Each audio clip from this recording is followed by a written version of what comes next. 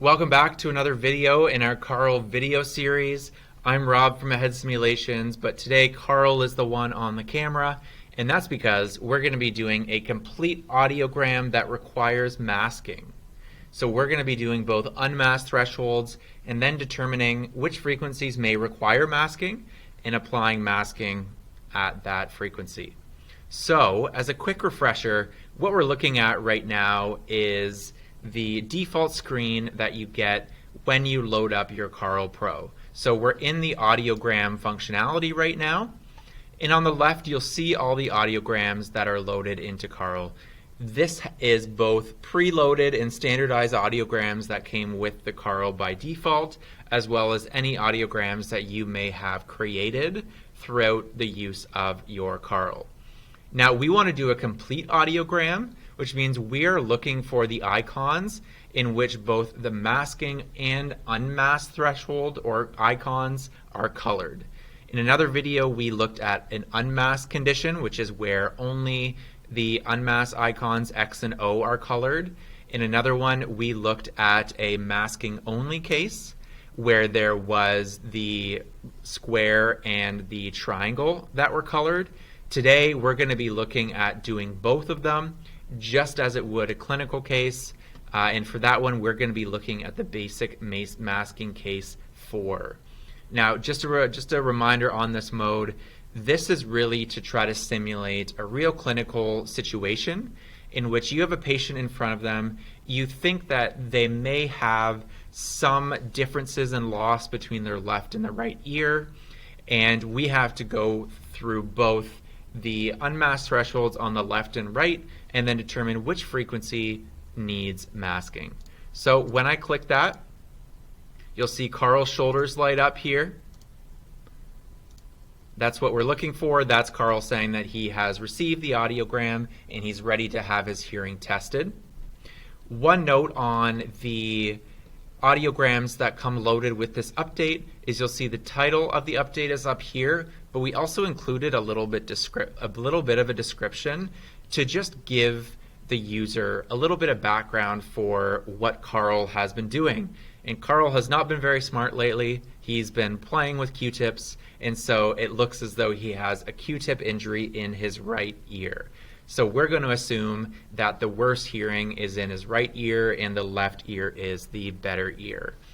Now what you see here is the whole plot for both the left and the right ear. There's options to click which icon you want, masked and unmasked for both left and right. You can delete thresholds if you change your mind. You can add no response.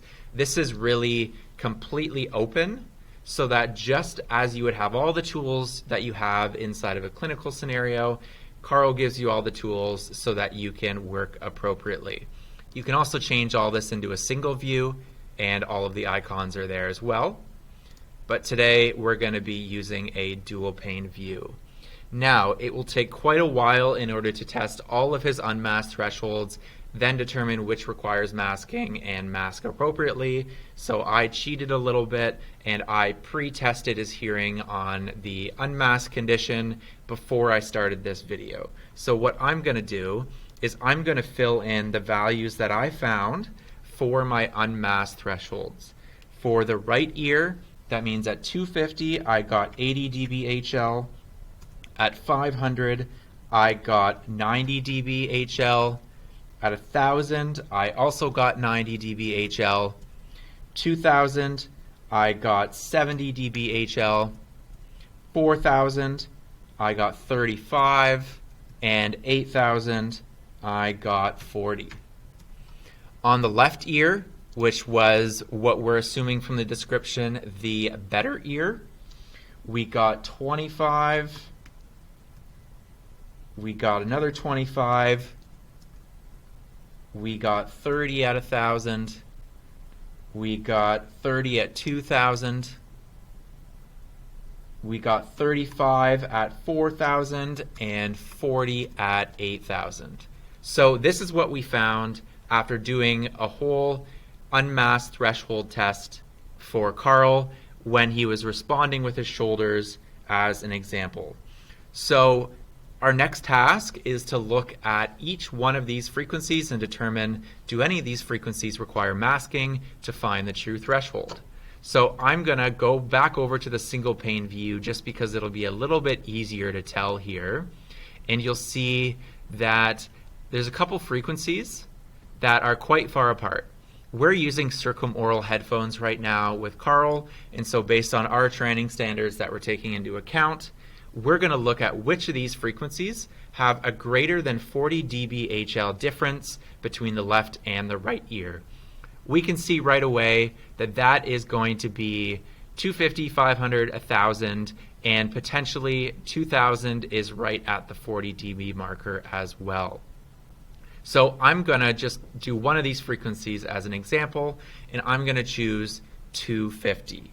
Now, to reestablish this threshold that I found before, I'm going to look at the right ear, and I'm going to do the pure tone at 250 hertz, 80 dB HL on the right ear. We can see that that's exactly how we would expect Carl to respond, so he is in fact still responding at that number.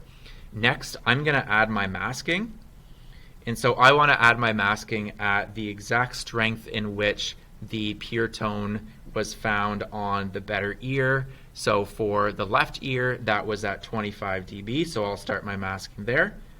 There we go. Masking is now started. You can see Carl isn't responding. He knows that the masking is going to be done. So now I am retrying the 80 dB HL at 250 hertz in the bad ear. I'm playing my tone, and there was a little bit of response there from Carl. I'm playing the tone again. Didn't seem like he was quite sure initially. Now,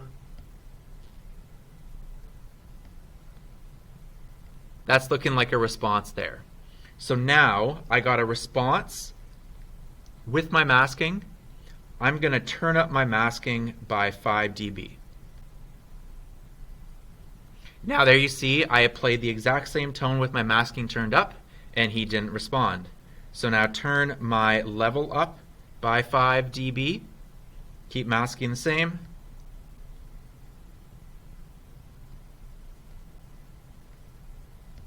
There we go, he's responding. So I need to turn up my masking. And he's not responding again, so I'm going to turn up my presentation level to 90. There we go, that's a response. I'm going to turn up my masking by 5.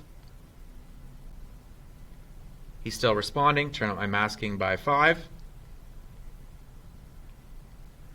Another 5. He's still responding, and now my last 5 dB increase for masking for my 20 dB plateau. Is this going to be the one? And there we go. So we just turned up masking by 20 dB to find our plateau, and we found the true threshold to be at 90 dB HL. So what I'm going to do now is plug that in. At 250 on the right ear, you'll see when I do that, it still has a record of all the unmasked frequencies here. And it changed the icon on the graph to what we found at that 250 hertz. So now again, I can go back to dual pane. I can do whatever I like. Let's assume that I went through this and I found that the other frequencies that I thought I might need to mask at, it turned out that that was actually a true threshold. So I'm pretty confident in this. I'm going to click my finish. And these are the results of what Carl's actual thresholds were when we uploaded it into him. So the slightly fainter line here is what the actual threshold was. And so you can see that my masking worked effectively at 250 hertz. So initially the unmasked threshold was at 80, and I found through the use of masking an actual threshold at 90 dB HL. See, Carl's even Carl's even approving this. So that is a good sign, and you can see actually my guess before with leaving these still was correct. And you can see the answer key, it tells you the reading and the difference. These are a little bit different just because those are the interoctaves that we didn't test today. If we look at the left side, we can see, yep, all of our unmasks were correct. And what the shaded region is it demonstrates the interoral attenuation of Carl. And so this is specific to the circumoral, and you can see it makes a lot of sense on all the thresholds that we found, and especially at the 250 hertz where we required masking. Again, if you want it in a simpler view, go back over to single pane view, and you can see that at all these, they were not interfering with the crossover of Carl because the interoral attenuation was so great that the presentation on the better ear, the left ear, didn't make it over. You can see at 250 hertz, it did make it over. And so that's why we required masking. So this can be used both for instructors to understand Carl a little bit more and trainers, as well as for people who are learning masking to understand how this interoral attenuation works and affects the need to mask. Last thing I'll mention about this shaded region is that it's not exactly 40 dB HL at every single frequency as our training standard. The reason is that is a training standard that is meant to be very, very conservative to make sure that you're masking whenever you need to. These training standards also differ according to region and country, so really our goal with Carl was to make him as realistic as possible. Through our literature review, we found that the interoral attenuation found here is as close to an average person and human as we can get. So Carl is not meant to represent your training standards. Carl is meant to represent the patient that you will see in the clinic. So hopefully that gave some more information on what a complete audiogram looks like inside of the Carl Pro and how masking works with that. Be sure to check out our other videos for more information on the Carl Pro, and if there's any questions at all, please feel free to reach out to a member of our team.